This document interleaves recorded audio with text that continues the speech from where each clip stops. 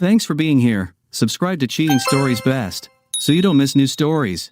Does the wife go to work or her boss for part-time work? Today's story with a similar plot. Enjoy watching it. I'm truly sorry, Mr. Walker. I hate giving guys like you bad news, John Michaels said as he handed me an envelope containing a full written account of my wife's activities with her former boss, Grant Jacobs. The envelope also contained several photographs and a DVD. I'd already seen the photos but hadn't watched the DVD yet. Part of me didn't want to look at them, but I knew it would be necessary so that I could deal with what John had found. Do you have any idea how long this has been going on? I asked. John reviewed his initial report before responding. From what we could determine from the transcripts, at least 10 years, John said, possibly up to 12 years old. It seems this started around the time your wife was being considered for the top job. This was about a year after our daughter Sophie was born. Still, I decided that I would need to do a DNA test to find out if the children were mine. Then I thought of something else. What about transmitted diseases? The report revealed that Grant, in addition to Linda, had several other married women with whom he had. How could she infect me during all this time? I need to get tested, and as soon as possible. Looking at the report again, I laughed humorously at John's conclusion that Linda seemed blissfully unaware of what the was doing when he wasn't having with her. If it's any consolation, Mr. Walker, your wife's lover has stated that he never had any intention of ruining your marriage. All he wanted was her body, John said, and they never did anything in your house. I let John outfit our house with cameras and microphones when I first hired him.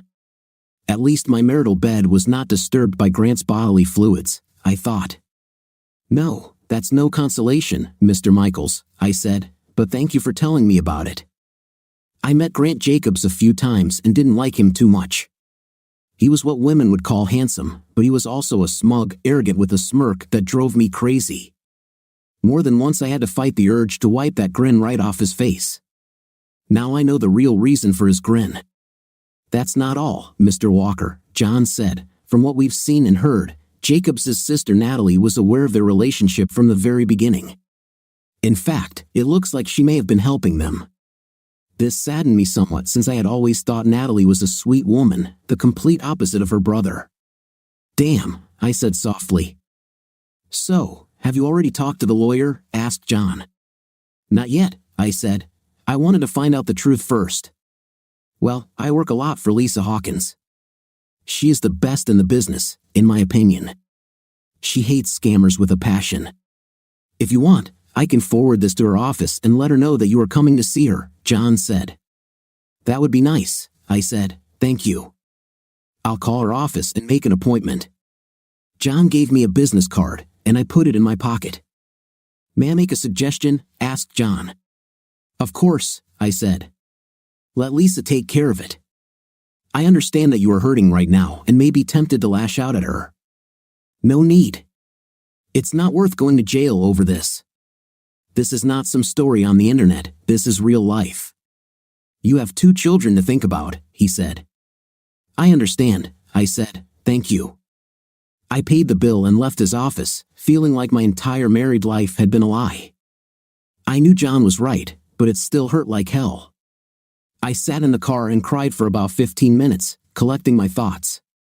I took out the card he had given me, called Lisa Hawkins' law office, and made an appointment for the next day. Lisa gave me a list of things to bring, first of all financial statements. On the way home, I stopped at the store and bought a pack of cigarettes, something I hadn't done since college. Then I went to the bar and tried to drown my sorrows in beer. I'm not much of a drinker, but this time I felt like I deserved it. Are you okay, buddy? Asked the bartender as I took a drag from my cigarette.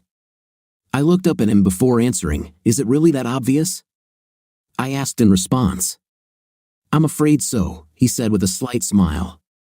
Don't tell me, let me guess. You just found out that your wife is cheating on you?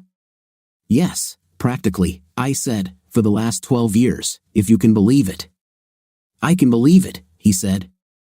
I've seen and heard almost everything since I started working here. You bet, I said. He chuckled at this. Do you mind if I tell you something my grandfather once told me? He asked. Go ahead, I said. He said, I felt sorry for myself because I didn't have shoes. Then I met a guy who didn't have feet. I know you're hurting right now. I've been there myself, but it gets better. And believe me, there are a lot of guys who had it much worse than you, he said. Your grandfather seems to have been a very wise man, I said. So it was, said the bartender. Finish your beer and go home, son. Get busy, do what you have to do. You won't find any answers at the bottom of this glass, trust me. I smiled at this and nodded my head. I knew deep down that this old bartender was right. While sipping my beer, I thought about many things. I would never have believed that Linda would actually cheat on me. Over the years, there have been little things that, in and of themselves, could not be considered absolute proof of betrayal, but when I put it all together, it all made sense, at least to me. For example, after the birth of our second child Sophie, I had a vasectomy. Linda started taking birth control again, and I thought it was strange. So I asked her about it. After all, why would she need birth control if I had a vasectomy? She told me a story about being very careful and said that the pills would help regulate her periods. Not being an expert in such matters, I bought her explanation.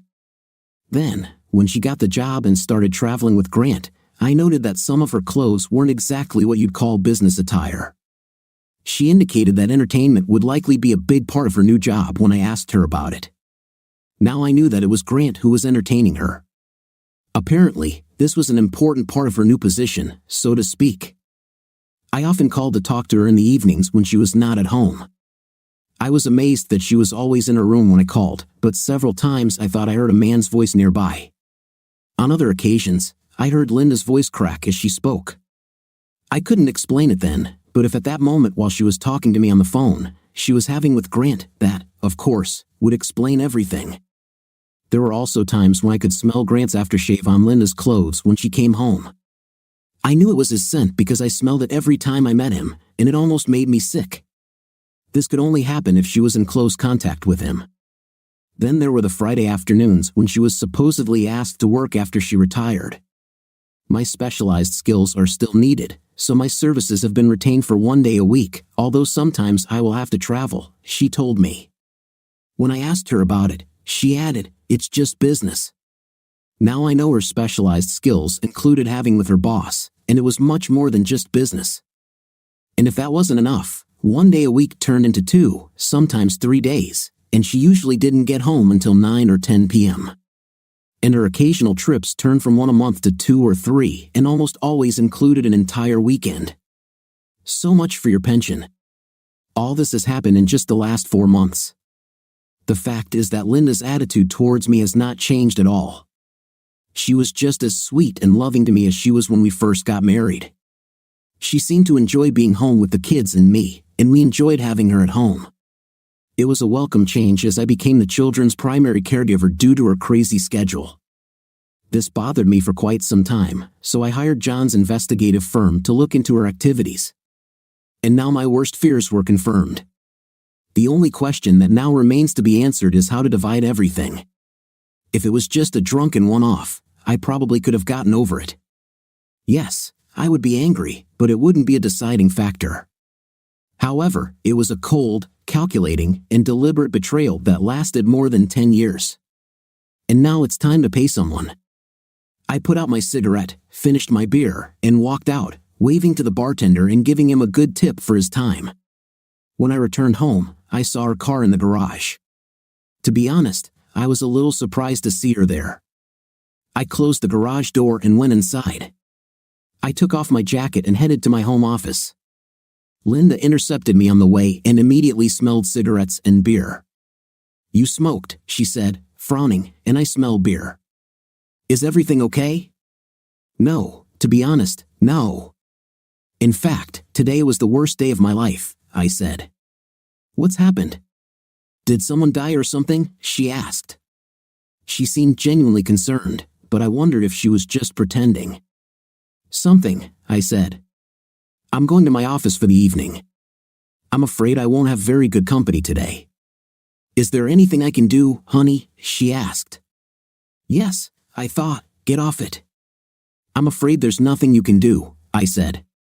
"By the way, John, I'm going away for the weekend, starting Friday, she said. It was only Tuesday, and she's telling me she's going away for the weekend again? What, again? Didn't you just go away for the weekend? I asked. Yes, but I'm afraid something has happened, she said. It's just business, you know. You bet, I said sarcastically. What about Sophie's birthday? It's this Saturday, I said.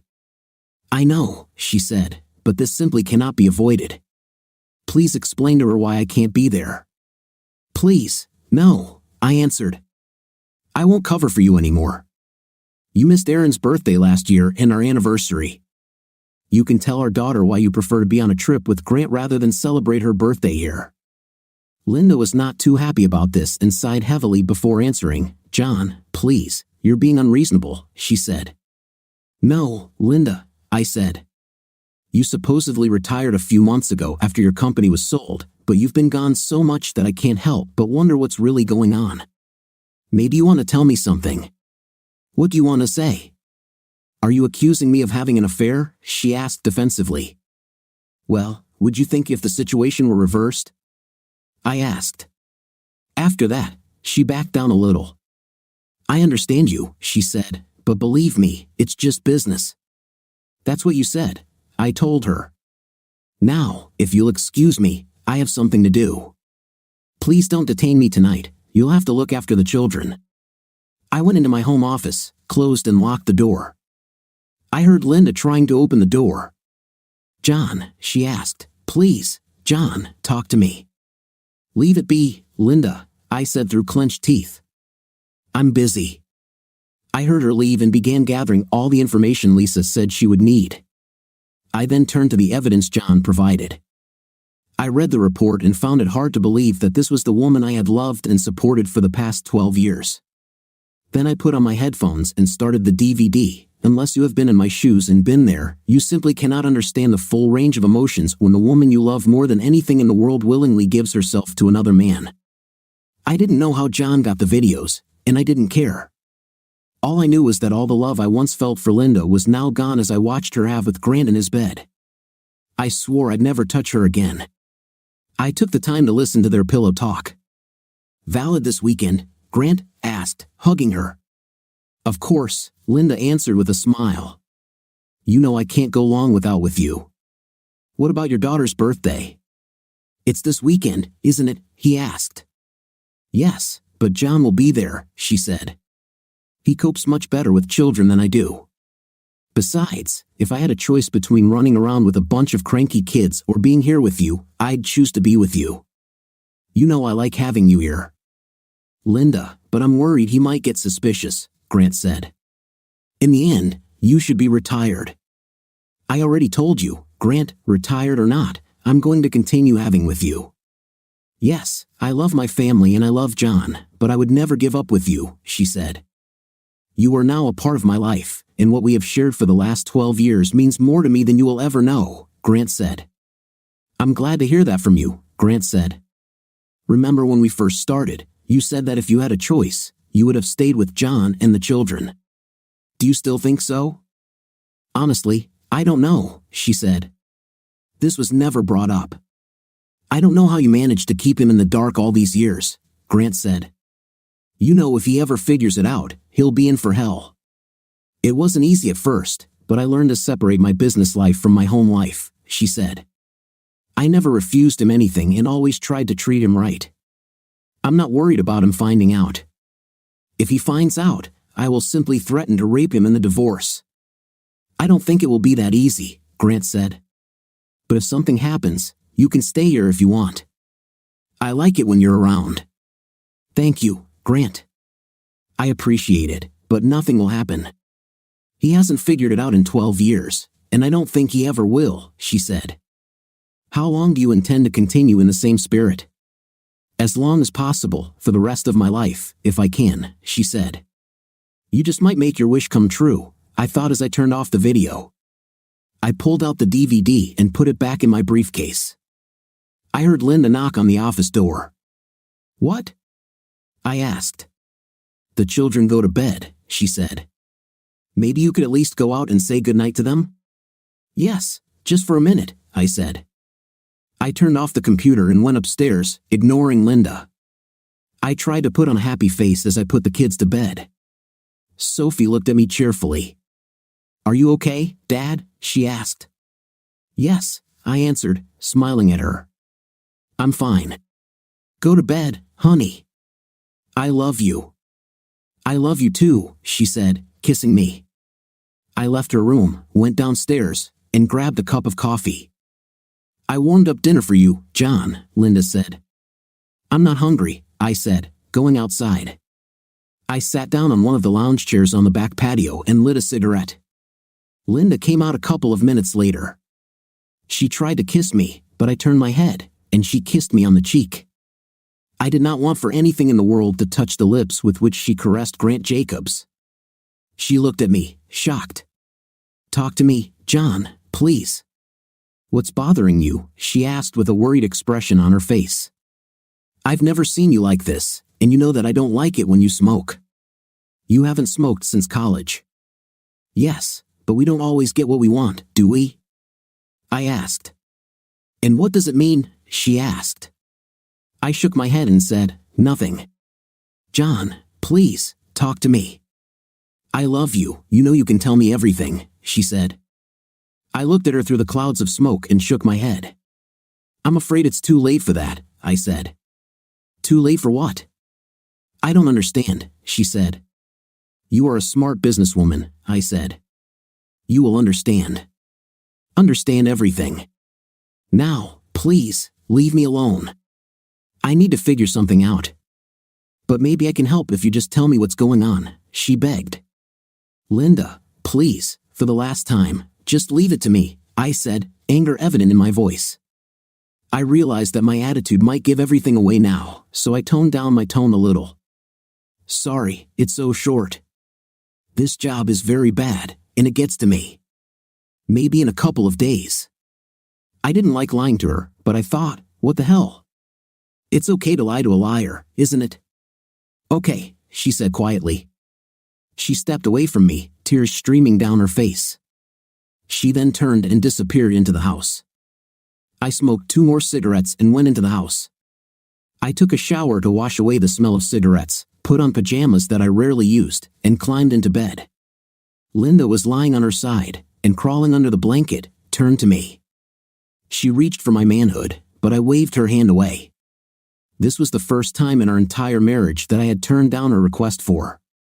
"John," she began. I turned my back to her, not bothering to kiss her goodnight. "Good night, Linda," I said. She turned away, sobbing. At this moment, I didn't care. She could have gone straight to hell because I didn't care.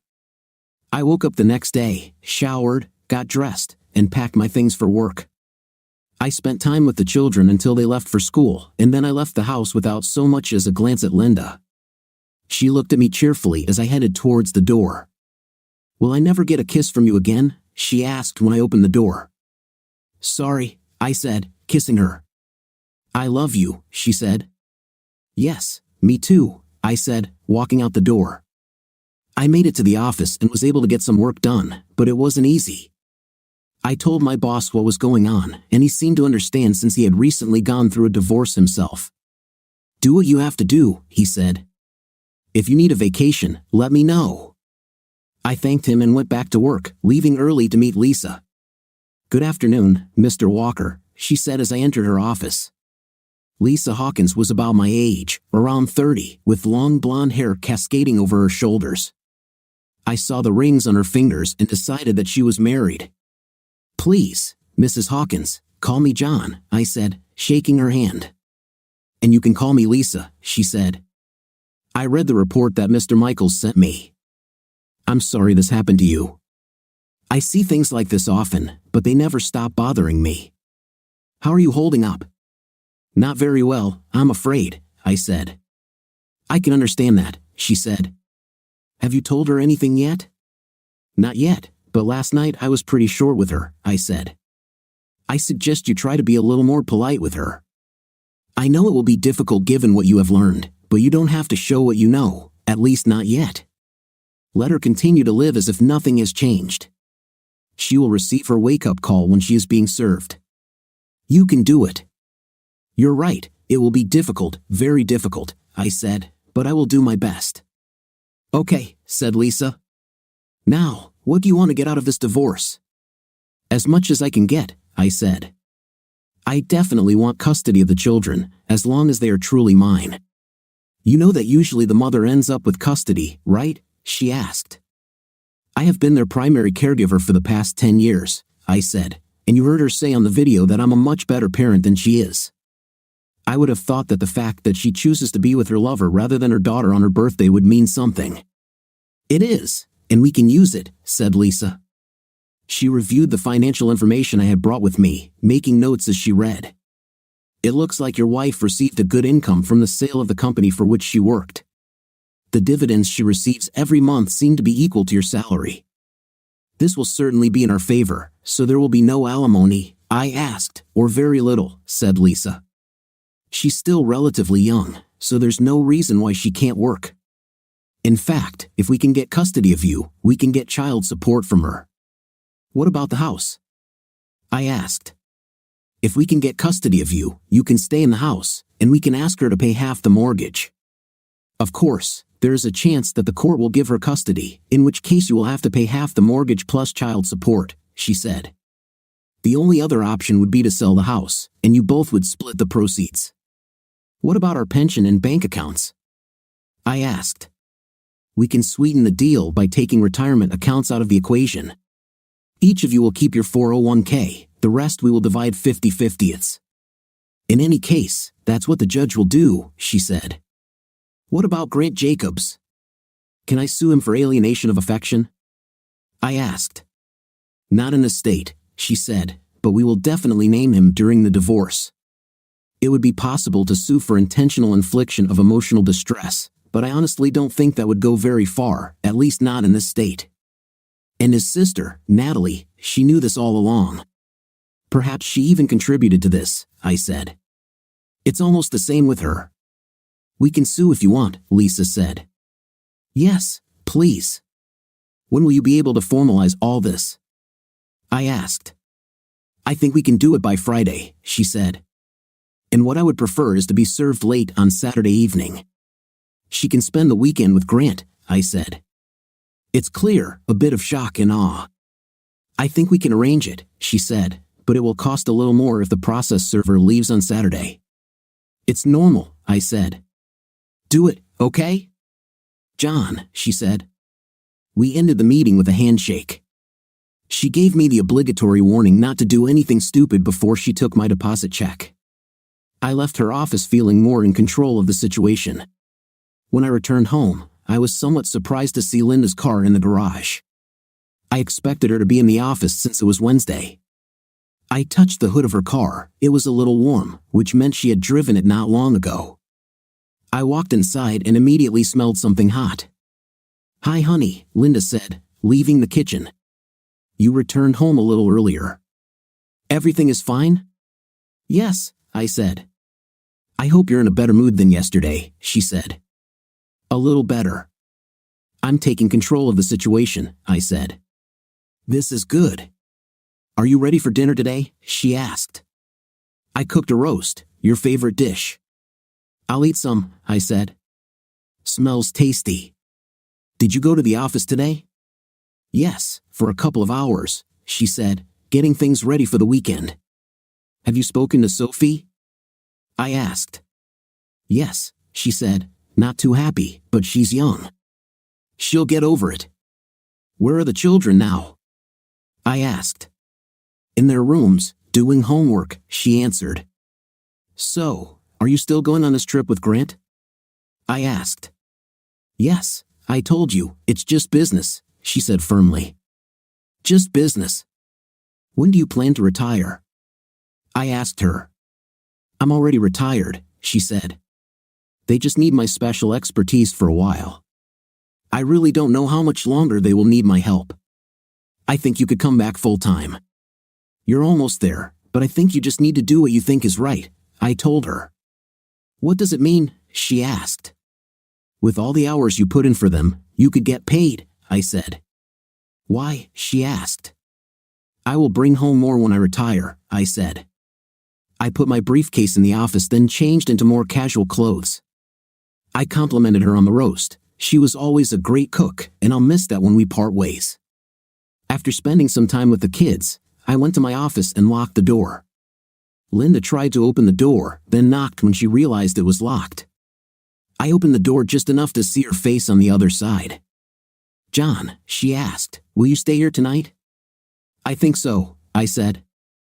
"I still have a lot to think about, and I don't feel very good. I don't want to risk you getting sick right before the trip, so I'll sleep here on the futon tonight." "Oh, okay," she said. "Get well soon, John, please. I love you." "Yes, me too," I said, closing the door. I heard her leave, then went to my computer where I did a search. When I found what I was looking for, I filled out the form, then checked my email for confirmation. I noted the phone number and set a reminder on my cell phone to call the next day to confirm that everything would go as I asked. The next day, Thursday, was almost the same as Wednesday, except that Linda tried to lure me into bed in a nightgown that did absolutely nothing. I always liked looking at her and being with her, but now that I knew what she was doing with Grant behind my back, there was nothing that attracted me to her body. "Sorry, Linda, but I feel a terrible migraine coming on," I said quietly. "I'm going to take something and sleep here in the office tonight." A tear rolled down her cheek as she turned and walked away, but I didn't care. She called me at noon the next day to tell me she was leaving. "I hope you feel better, John," she said. "Maybe we can meet again when I get back on Monday. My parents will pick up the kids from school today and bring them home tomorrow afternoon for Sophie's party." "Thank you for telling me about this," I said. "I really love you, John," she said. "I hope you believe me." "Yes," I said. "Bon voyage. See you later." "Goodbye, Linda." I ended the call and dialed Lisa's number. "I'm filling out all the paperwork now, John," she said. "Tomorrow at 5:30, they will be served at Grant's house as you requested. Natalie will be filed on Monday." "Thank you, Lisa," I said and ended the conversation. I told my personal assistant I was leaving for the day, locked my office, and headed home. I had a lot to do before the movers arrived in the afternoon. I had a whole bunch of boxes in the garage that I collected specifically for this job. I had just finished packing everything into boxes when the movers arrived with their truck at 5 p.m. They loaded everything into the back of the truck while I finished processing Linda's wedding dress. When I was finished, I placed the remains in a paper bag, folded the top of the bag, and attached an envelope to it. The envelope contained a short note, my wedding ring, and my marriage certificate, which I tore into 4 pieces. I handed the paper bag to one of the movers and asked that it be given to Linda when they arrived at Grant's house at 5:30 p.m. the next day. I also put in 2 $50 bills as tips for the 2 men. "I will take care of this personally, Mr. Walker," the young man said, accepting the package. "Thank you," I said. I reheated the leftover roast and watched TV while I ate in the living room. That night, I slept soundly in the master's bed. When Linda's parents arrived with their children, it was noon the next day. I had been on my feet for a long time and was preparing everything in the yard for Sophie's birthday celebration, which began around 3 o'clock in the afternoon. Linda ordered a cake, which I delivered in the morning and put in the refrigerator. "God, you've been so busy," Linda's mother Rhonda said as she entered. "I really had no choice," I replied. "I just hope everything goes well." "I'm sure the kids will have a great time," she said. "Did Sophie tell you that Linda won't be here?" I asked. "Yes," she said, Rhonda answered. "I can't believe she won't even come to her daughter's birthday." She looked at me amusedly before continuing, "Is everything okay between you?" "No, it's not okay," I answered. "I hate to tell you this, but you will soon find out anyway. I'm divorcing Linda." "What?" asked George. "Why?" "I found out earlier this week that she's been sleeping with her boss for the last 12 years, I said. "In fact, that's exactly what she's doing now." "Oh my God," Rhonda said. "Are you absolutely sure about this?" "Yes, completely. I had my suspicions for a long time, but I realized that something was wrong after she supposedly retired about a month ago. I hired an investigator to look into this. I have his detailed report, photographs, and many videos if you are interested in seeing them, I said. No, everything is fine, she said. And you're sure you can't forgive her? I'm absolutely sure, I said. Not after all this time. I'd like to see this report, said George. I can't believe she could do such a stupid thing. While you're at it, I'll finish getting everything ready for Sophie's party, Rhonda said. I thanked Rhonda and asked George to follow me to my home office. I handed him my copy of the written report. His eyes widened as he read the details of his daughter's actions with Grant. When he finished reading, he shook his head. That's stupid, he said. I'm sorry, John.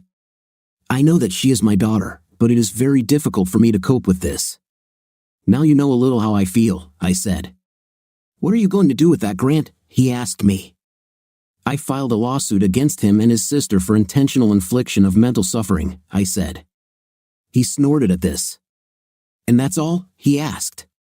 This man stole your wife, had with her for 12 years, and you're just going to sue him? Do you know how far this lawsuit will go? I understand, George, I said. I'd like to hit him in the genitals with a tire changer, but all that would do is land me in jail. I have 2 children to think about, George. I can't be a good parent if I end up in prison. George nodded his head. You're probably right, he said. However, according to that report, Grant seems to enjoy dating married women. I'll bet you $1 that Linda isn't the first person he's done this to. Probably not, I said. I'll tell you what, John said, why don't you let me deal with this? He's not worth going to jail over. I said, don't worry, son, he said. Nobody will go to jail. Although he was a brute, George was a large man. I met some of the guys he worked with, and they were pretty big too and strong, and they all looked out for each other. What are you going to do? I asked. The less you know, the better, George said with a wink and a smile. Fine, whatever you say, I told him. He smiled and patted me on the shoulder. Come on, John, let's go have some fun with the kids, he said. We went outside and saw that Rhonda had finished packing everything for the party. When Sophie came downstairs, her eyes widened and she gasped when she saw the decorations.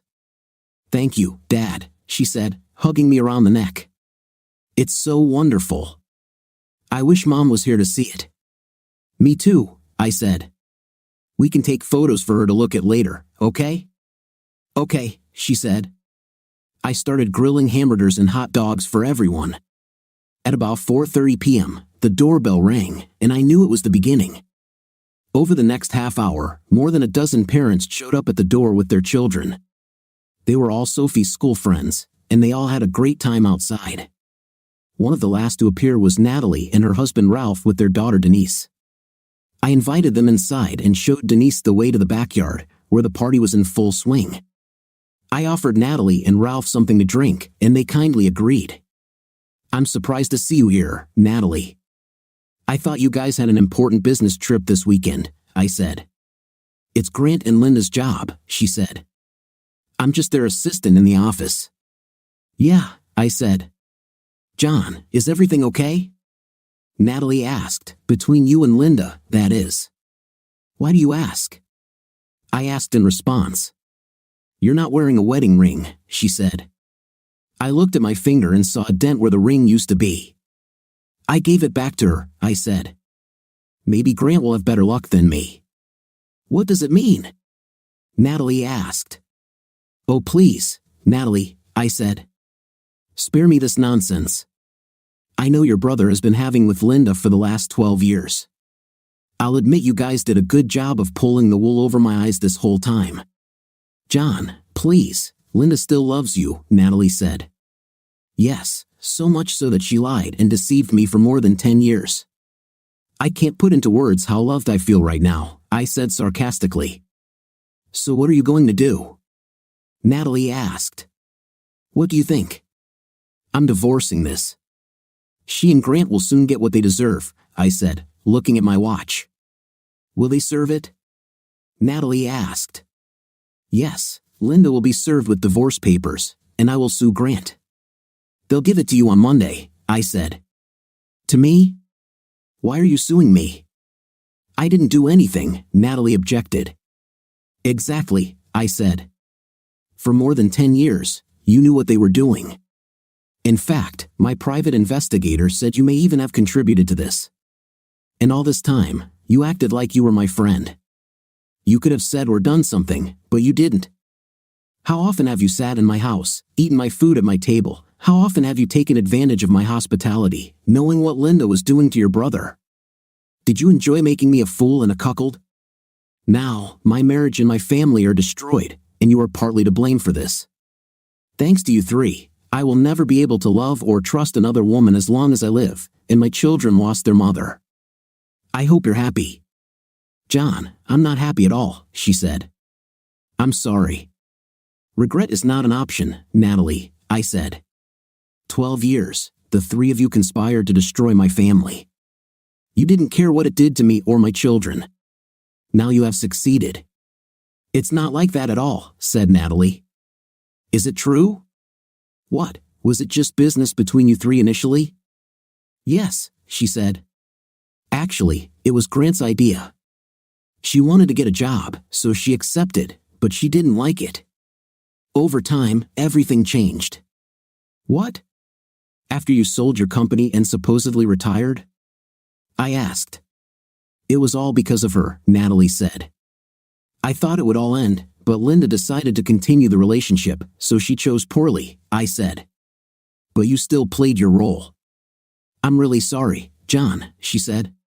None of us wanted to hurt you. But you did, I said, in the most terrible way imaginable. I think it's best if you pack up your family and leave my house, Natalie, I said. She nodded her head. I understand, John, she said quietly before turning and walking away. And Natalie, I called. She turned to look at me. Never come back.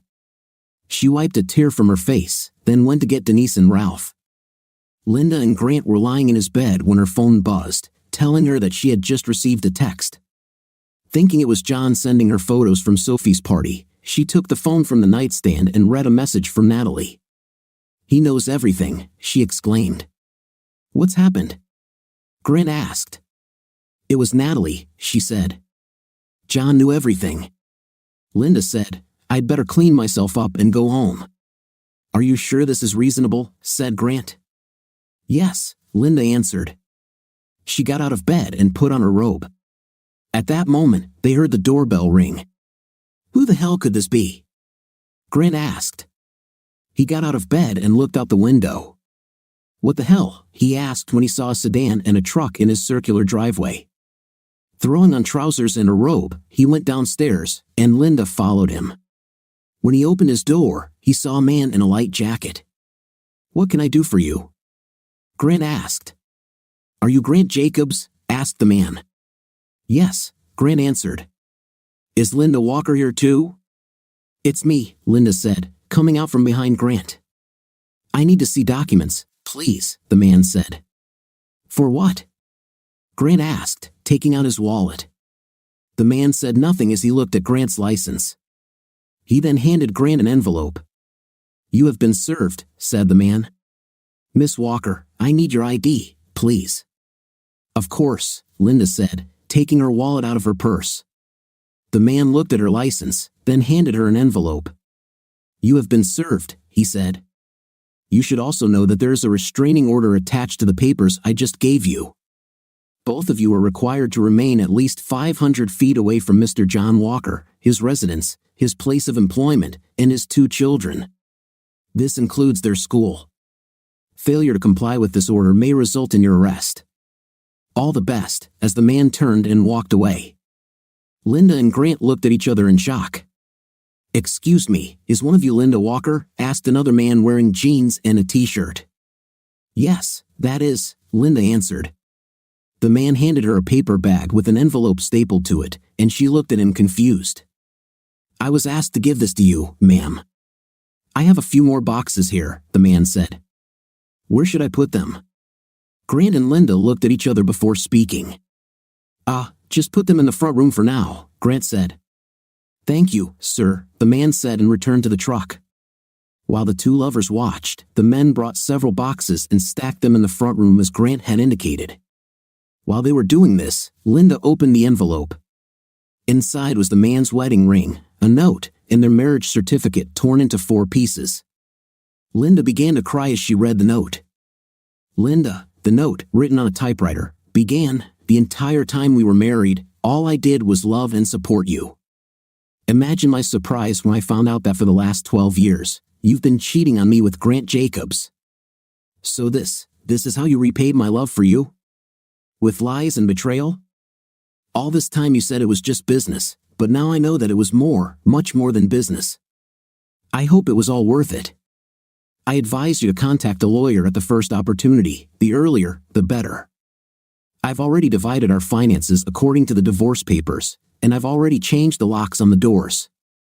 Since I have been the children's primary caregiver since you began your relationship with Grant 12 years ago, I am asking for full custody.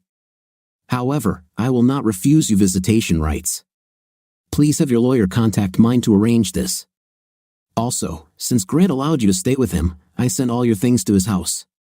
If you want to take anything else from the house, ask your lawyer to contact me, and we can make arrangements for you to take back everything that you consider to be yours. I have no desire to see your face or hear your lies anymore. Please don't mess with the kids or me. I promise that if you try to contact me, the restraining order will be enforced. Please don't fight the terms of the divorce. I don't want this to get any uglier than it needs to be for the sake of the kids. But if you decide to challenge it, I will. For your information, I have photographs, several videos, and a detailed report from a private investigator who has been looking into your activities for the past month. I have not yet told the children about the reason for the divorce, but I will when I feel that the time has come. Your parents read the report, but they haven't seen any photos or videos yet. For once in your life, do the right thing and end this sham marriage.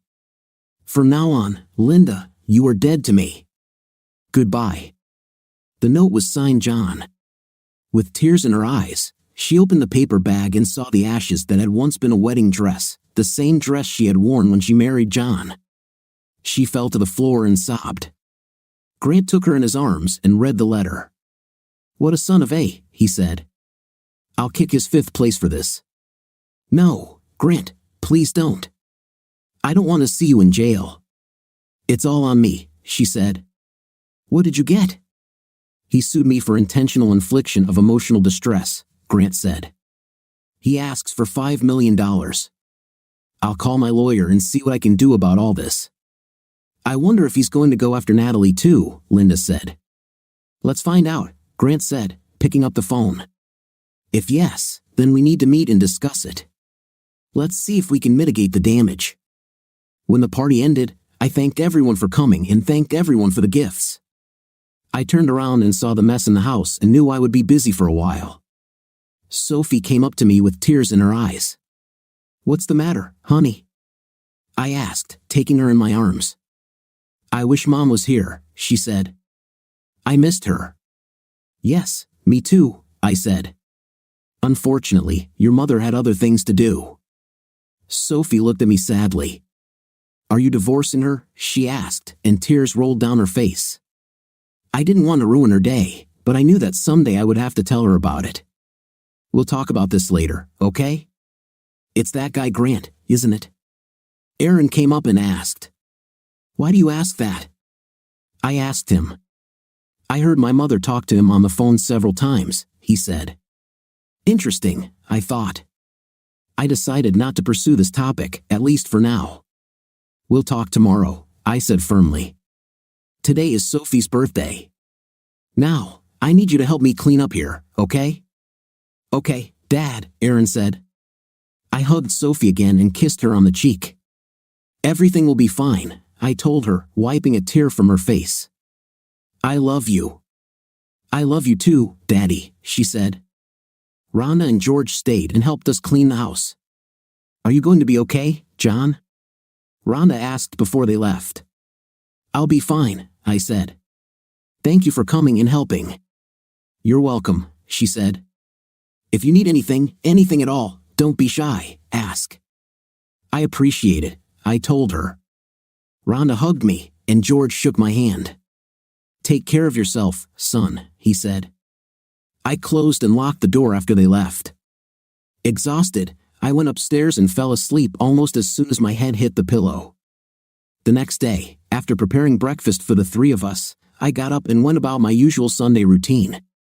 I mowed the lawn, and Aaron trimmed the bushes with a grinder. When we were done, we cleaned everything up and put it back in its place. It was lunchtime, so I went inside and took a shower. I was a little surprised to see Sophie making sandwiches for us. We ate at the table, then cleared the plates. Sophie looked at me when we finished. "Okay, Dad," she said. "You have to tell us what's going on." I was afraid of this, but I knew that it was going to happen. So I brought the children into the living room and asked them to sit down. "There's no easy way to say this, so I'll just say it," I said. "I'm divorcing your mother." The children took my statement calmly, without outbursts of anger. I thought they would be upset, but they didn't seem to mind. "She cheated on you with that guy Grant, didn't she?" Aaron asked. "Yes," I said quietly, nodding my head. "I thought so," Aaron said. "I bet this has been going on for a long time, hasn't it?" "Why do you ask that?" I asked him. "It was just the way she talked to him," he said. "I heard her talking to him on the phone." "She talks to him the same way she talks to you, Dad." I nodded my head. Why didn't I think of this myself? I already knew the reason. Until recently, I always trusted her and respected her privacy. I didn't feel the need to eavesdrop when she was on the phone with Grant or anyone else. "How long has this been going on, Dad?" asked Sophie. "As far as I can tell, 12 years, honey," I replied. "That means she started shortly after I was born," she said quietly. "Damn her," said Sophie. "Sorry, Dad," she quickly added. I understood her feelings, so this time I left everything as it was. "Can I stay with you?" she asked. "Of course you can if that's what you want," I said. "Me too, Dad," Aaron said. "Thanks, guys. This means more to me than you know," I said, extending my arms, and they both came towards me, wrapping their arms around me. We hugged, and I was overcome with joy that my children wanted to stay with me. After a tearful hug, we spent the rest of the day without incident, but there was sadness in the house. The next few days also passed without incident. George and Rhonda agreed to pick up the kids after school and stayed with me until I got home from work. I didn't want to impose on them like that, but they understood everything and happily agreed to help. Rhonda even cooked us dinner that night, which was very helpful. On Tuesday, my lawyer Lisa called me. Linda consulted with a lawyer and wanted to visit the children. I didn't want to see her in the house, and I was afraid that she might do something stupid like leave with them. "What about a restraining order?" I asked. "If you agree, then we can postpone it for a while, say from 9 p.m. Friday evening to 9 a.m. Sunday," Lisa said. "I know it will be difficult, but the last thing you want to do is seem unreasonable." "I understand. What if she comes to see the children at her parents' on Saturday?" I suggested. "I can let the kids stay there on Friday after school and pick them up on Saturday evening or Sunday." "I'll suggest it and see what her lawyer says," Lisa said. "Under no circumstances should Grant or Natalie be there with her," I added. "And there's a chance that the children won't want to see her. They're not too happy with her right now." "I'll pass this on," said Lisa. "Is there anything else?" "Yes, her lawyer wants to see the full private investigator's report," Lisa said. I made a copy and sent it. She should receive it no later than Thursday. "So she hired a lawyer?" I asked. "Yes, she hired Beth Sawyer on Monday," Lisa said. "I'm surprised Beth took this case because she hates scammers about as much as I do. I suspect it's because she works at the same firm as Grant's lawyer. Either way, I'll talk to Beth and see what happens. I will be in touch." I received a response from Lisa the next day. Linda and her lawyer agreed to my proposals provided that I delayed the restraining order for 36 hours from midnight Saturday to noon Sunday, and this will only affect Linda, not Grant or Natalie. They also agreed that Linda would visit the children at her parents' house and not take them anywhere. If the children perceive the situation normally, Linda will stay with them overnight. I accepted these terms, not wanting to appear unreasonable to the court. At first, the children were not very happy, but I managed to persuade them to try it. George and Rhonda agreed to pick them up after school on Friday. They were supposed to bring them back to the house on Sunday afternoon after the visit. I had my doubts, but I trusted George and Rhonda.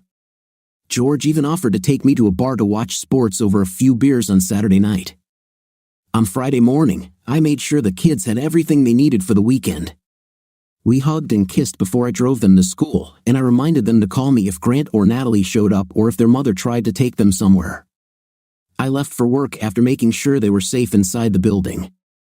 The next evening at about 5:30 p.m., George picked me up at home, and we went to the Flat Stick Pub, a popular sports bar downtown. We ordered a burger and a beer and watched the events on large monitors located along the entire wall. George brought me up to speed between snacks. "Linda came today around 9 a.m., he said. It was a little tense at first, but then everything calmed down a little. The kids weren't happy with her, and they made it clear to her. But she confessed. This surprises me too, I said. She says she still loves you. I have a feeling she's going to try to reconcile, George said. Are you ready to consider this? I'm afraid not, George, I said. After 12 years of lies and deception, no. I can understand that. Did you really burn her wedding dress? It cost me over $2,000 when you got married, George said. It seemed right at the time, I said. She told us that her lawyer looked at the private investigator's report and read her the riot act, George said. I think she's starting to see things from your point of view too. Too little, too late, I said.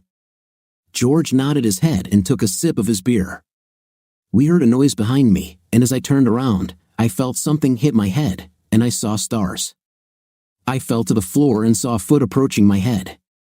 I was stunned, but I managed to avoid being hit. I'll kill you, you son of a, I heard Grant shout. I looked up and saw him standing over me and decided it was now or never. Remembering the techniques my father had taught me years ago, I raised my leg and kicked Grant in the groin as hard as I could. He screamed and fell back, hitting his head on the corner of the table next to us. He fell to the floor, and I got on top of him as quickly as possible. I kneed him in the groin a few more times, then started hitting him in the face with my fists, right, left, then right again. Swing, hit, repeat.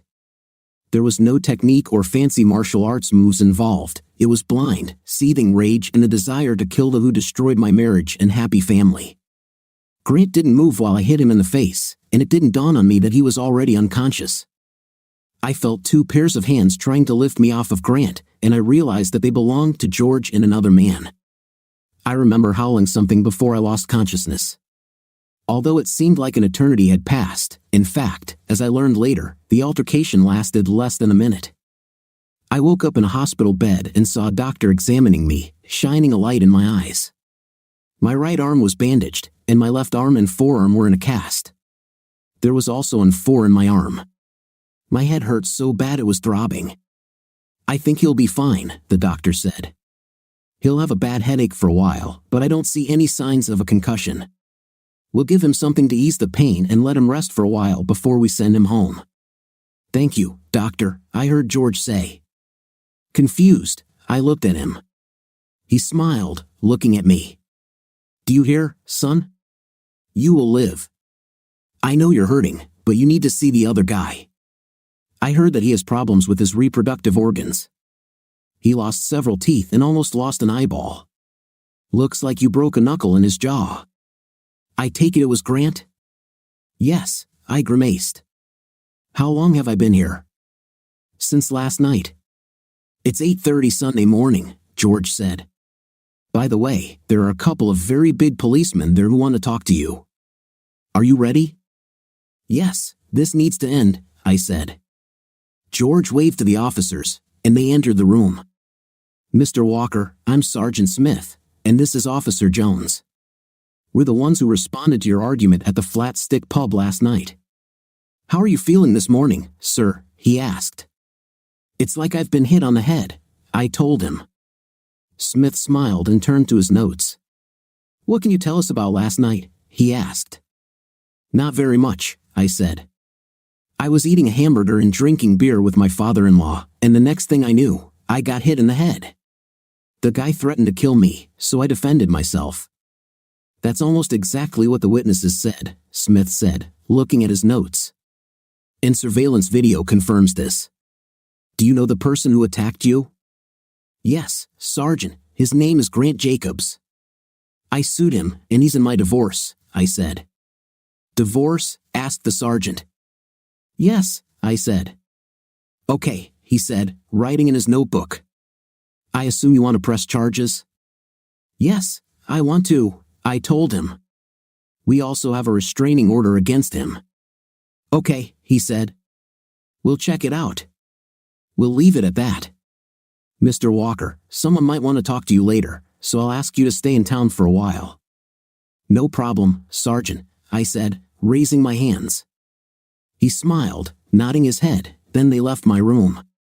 After they left, Rhonda, Linda, and the children came into the room. What is she doing here? I asked, looking at Linda. My restraining order doesn't go into effect until noon, Linda said. I thought you would be with your boyfriend, I said. She looked at the floor in embarrassment. I wanted to see you first, she said. Besides, Natalie is with him, and he is still in the process of treatment. I nodded my head, and the children approached me from both sides. Sophie had tears in her eyes. Are you going to be okay, Dad? She asked. I'll be fine, honey, I said. I heard you kicked Grant's 5th place last night, Aaron said with a smile. I heard that too, I said, looking at George. But there's nothing to be proud of here. Do you hear what I'm telling you? I hear you, Dad, Aaron said. Are you going to be okay, John? Linda asked. Yes, he will be fine, Sophie told her mother. We'll take care of him, right, Aaron? Yes, we will take care, said my son. Linda looked at our 2 teenage children before speaking. If you guys don't mind, I'd like to talk to your father for a few minutes alone, she said. They looked at her for a moment and then nodded their heads. Okay, Sophie said. But we'll be right outside the door. Come on, Aaron, she added, extending her hand to her brother. They left the room, followed by George and Rhonda. John, Linda began after they left, I can't tell you how much I regret everything. Well, as I told Natalie last Saturday, sorry isn't everything, I said. You lied and cheated on me for 12 years, and you think sorry is supposed to make it all go away or something. Have I really been such a bad husband for you? All I ever did was love you and support you. I don't understand. You were the best husband and father a woman could wish for, she said sadly. But even that wasn't good enough for you, was it? That's not true at all, she said. Is it true to me? That's what it looks like, I said. You don't understand, she said. Then try to explain it to me, I said. At first, it was just a way to get a job, she said. Grant said that with me was one of the conditions for getting this position. This is harassment, I said. This is illegal. Why didn't you come to me first? We could do something about it. Oh, I get it. You really wanted this job so much that you thought with Grant was a small price to pay, even if it destroys our family. Basically, I made a deal with the devil, she said. And now you're going to blame the devil? I asked. Give me a break. The truth is that you wanted this job so badly that you were willing to him for it, even if it costs you everything. What were you saying? It's just business. Tell me, Linda, how does the destruction of our family fit into your profit and loss chart? I would like to know why you continued to do this after you supposedly retired. It was on my conscience, she said. I guess I got to the point where I decided I could have my cake and eat it too. You have feelings for him, don't you? That's why you kept doing it. How long did you plan to continue? For the rest of your life? Did you really think that I would never, ever know? Or did you think that when I found out, I would just walk away and let you continue? And remember, I know a lot more than you think, I said. Yes, I have feelings for him, she said. It was hard not to after all these years. I thought you loved me enough to let me do this. I try my best not to let it take anything away from you. Are you kidding? I asked incredulously. Every second you spent in bed with him was a second taken from us. Of course, you remember the definition of the term opportunity cost.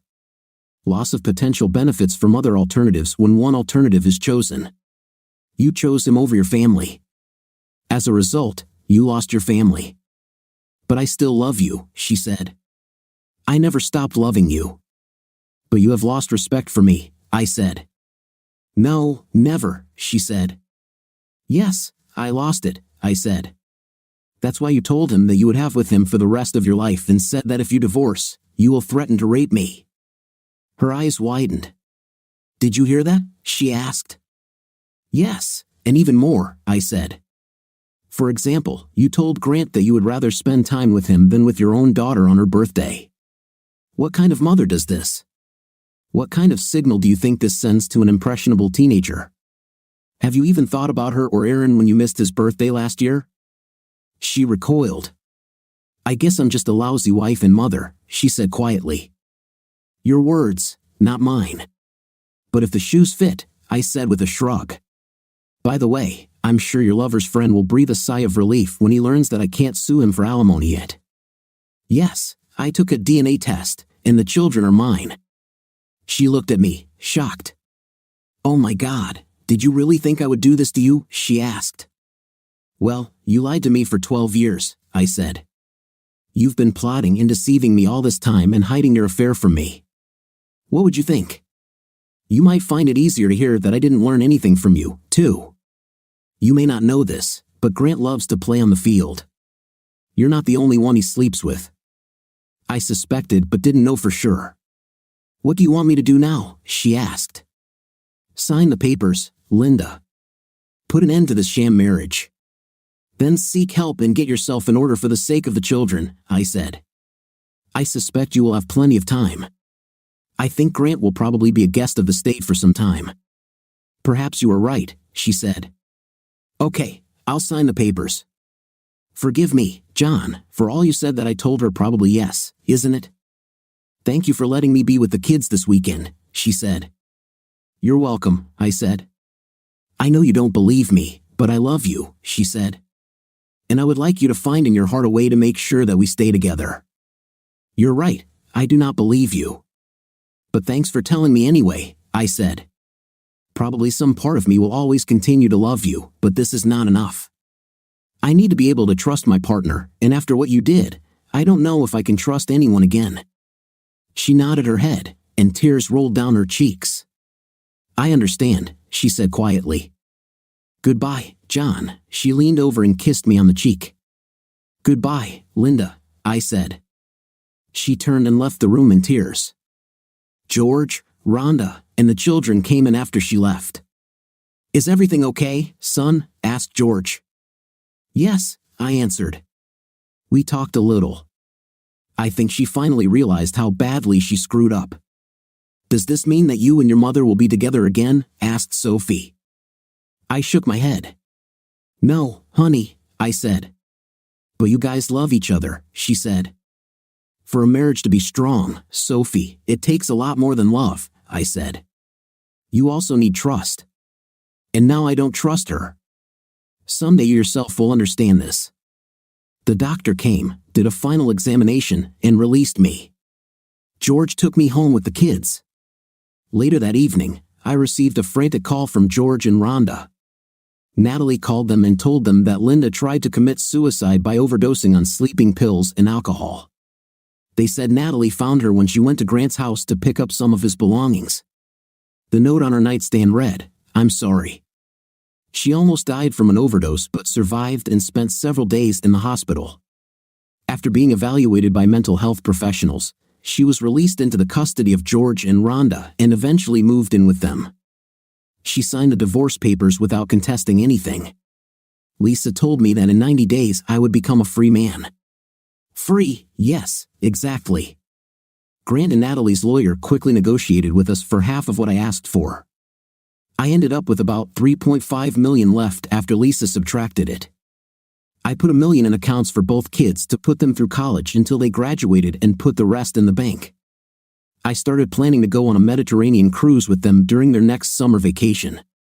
Grant was found guilty of aggravated assault and attempted murder based on video footage taken during the attack. He was sentenced to 10 years in state prison but will be eligible for parole in about 8.5 years. I saw Linda whenever I took the kids to George and Rhonda's house. Sometimes we sat and talked about different things, but I could never forget what she did. She went to a psychologist who helped her understand why she acted the way she did, but she continued to indulge herself in the fantasy that I would bring her back. I was glad she was getting help, but it was like closing the barn door after the horses had escaped. Over the next few months, she gradually restored her relationship with the children, which I was also happy about. George told me that she spends most of her time writing articles for various business blogs and gave up dating. She was upset to learn that I was taking the kids on a Mediterranean cruise without her, but she dealt with it by wishing us well. The kids often sent her text messages with pictures of places we visited. I met a wonderful woman from British Columbia, Nikki, who, like me, was going on a cruise after her divorce. She was about a year younger than Linda, had shoulder-length blonde hair, was quite pretty, and had a bubbly personality. I especially liked how she ended many of her sentences with "huh." She also had 2 children, a year or so younger than mine, who spent the summer with their grandparents in northern Idaho. We spent quite a lot of time together discussing our situations and shared a bed several times. More than once, I heard Sophie teasing me, "Daddy has a girlfriend," she hummed, nudging me with her elbow. We exchanged contact information when the cruise ended and promised to stay in touch via email and Skype. I'm not sure if anything will come of this, but we communicate with each other on the internet at least twice a week. We adjusted to life without Linda in the house. My boss was more than happy to work with me so I could drop the kids off and pick them up at school. I knew that the time would come when Aaron was old enough to drive, and he would take on this responsibility. George came into the house shortly after we returned from the cruise and told us some bad news. "They're going to put Linda in a mental hospital for a while," he said. "About why?" I asked. "Sophie sent her a photo of the 3 of you having dinner with that Canadian girl you met on the cruise," he said. "I don't think she meant it in a bad way, but Linda didn't take it very well. She lost control. Rhonda and I found her in the bathroom. She cut her wrists." "Oh, God," I said. "I'm sorry to hear it." I was really sorry to hear that she tried to kill herself again, but part of me felt a little justified. Now she knew, at least a little, how I felt when I first found out about her and Grant. "Yes, me too," George said. "Luckily, she messed it up and managed to survive. But doctors said that with her history, she needed constant care and monitoring.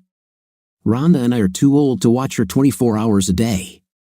Therefore, they decided to admit her to the hospital for how long?" I asked.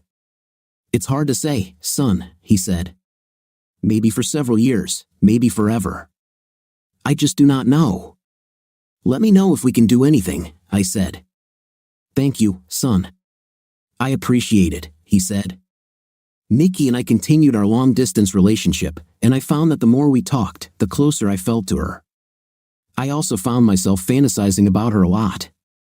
She was sad to hear about Linda, mainly because of the impact it had on George, Rhonda, and the children, but she shared my feelings.